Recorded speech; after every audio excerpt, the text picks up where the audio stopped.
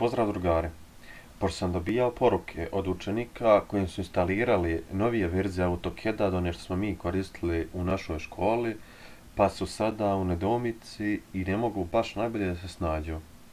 Pa ću vam ja ukratko objasniti uvodni dio gdje se nalaze palete sa komandama i kako se one koriste.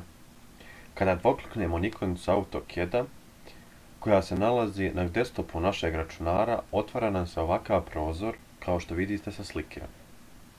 Na njoj se nalazi ikonica Start Driving na koju ulazimo u AutoCAD, a ispod nje se nalazi Templates, o njemu ćemo kasnije pričati.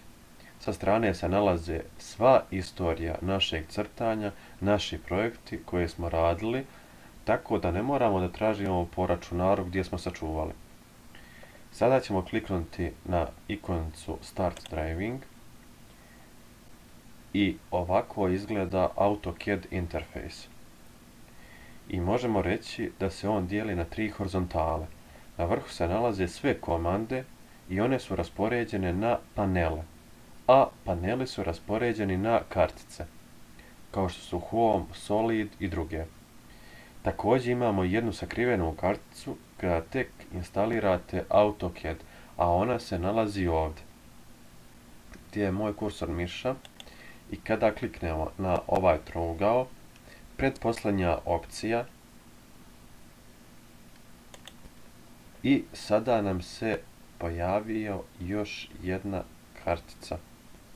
Na ovoj kartici se nalaze File, Edit, View, Insert, Format, Tools, Drive i druge. Na ovu komandu Tools, kada kliknemo mišom, pokaže nam se jedan padajući meni. Ovdje imamo Tools bar, pa nam se još jedan pokaže meni, AutoCAD, i kada kliknemo na AutoCAD, pokažu nam se sve opcije i sve komande koje su nam potrebne za crtanje AutoCAD-a.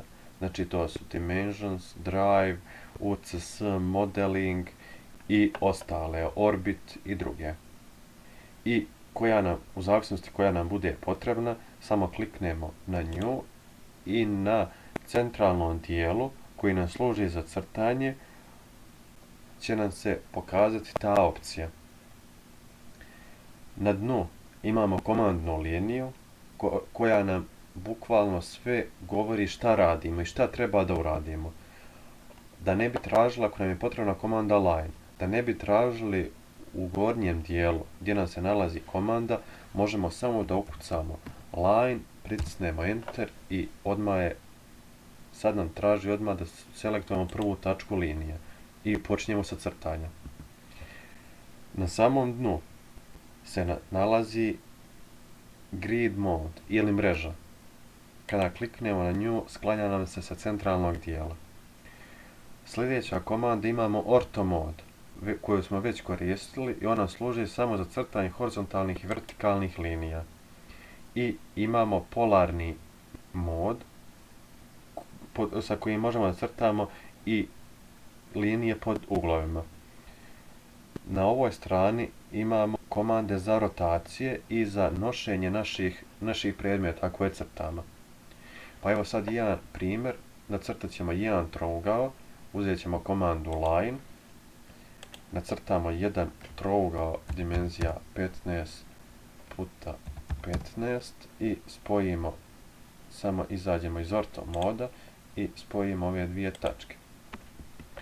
Sada, da bismo izvršili extrude, to jest da bi dobili trodimenzionalni oblik, moramo prvo da ukucamo i da napravimo region. Kucamo region i sada selektujemo objekat u kog želimo da napravimo region.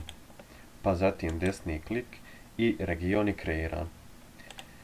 Sada ćemo ovaj naš objekat malo zarotirati i na opciju extrude izvlačimo naš objekat. Izvlačimo ga isto na 15. Sada, ovo nam je kao žičani izgled. Ovdje imamo komandu da mijenjamo taj izgled, da li će nam biti žičani, puni, osjenčeni i ostalo. I odgovarajući kliknemo i to bi bilo to za ovaj uvodni dio.